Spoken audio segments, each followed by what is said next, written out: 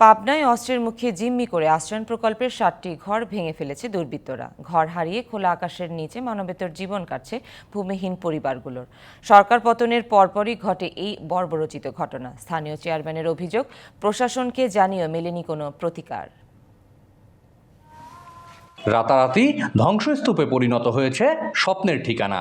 নেই চাল, খুলে নেওয়া হয়েছে দরজা জানালাও, কোনোটি গুড়িয়ে দেওয়া হয়েছে পুরোপুরি। এমন চিত্র পাবনা সদরের ভাড়ারা ইউনিয়নের পশ্চিম জামুয়া এলাকার মুজিব শতবর্ষের আশ্রয়ণ প্রকল্পের।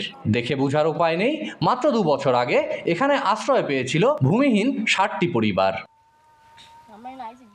সরকার পতনের পর জমিটি নিজেদের দাবি করে স্থানীয় একটি প্রভাবশালী চক্র।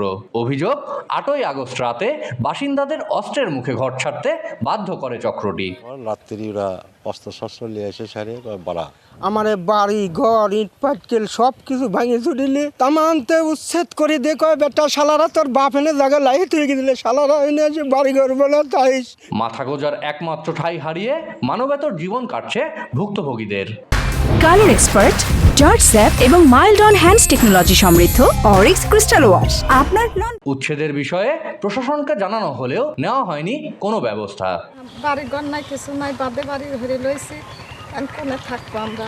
5 তারিখে প্রেক্ষাপট পরিবর্তন হওয়ার পর প্রথম অ্যাটাকটাই হয় এই আশ্রয়ণ প্রকল্পে।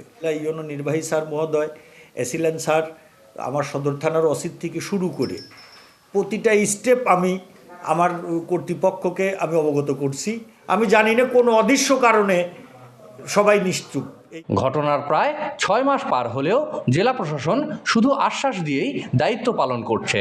পুনর্নির্মাণ অথবা মেরামত করার বিষয়ে আমরা ঊর্ধ্বতন কর্তৃপক্ষের কাছে প্রেরণ করব। এখানে কি পরিমাণ খরচ হতে পারে এগুলো কাজ চলছে। আশ্রয়ণ প্রকল্পের জমি নিয়ে মামলা চলমান আছে দাবি করে একটি সাইনবোর্ড ঝুলিয়ে রেখেছে আকরাম পরামানিক, উম্মত পরামানিক, আক্কাস পরামানিক, ইসমাইল পরামানিক সহ স্থানীয় চক্রটি। অভিযোগের বিষয়ে যোগাযোগের চেষ্টা করেও পাওয়া যায়নি তাদের। Partha Hasan, DBC news, Pabna.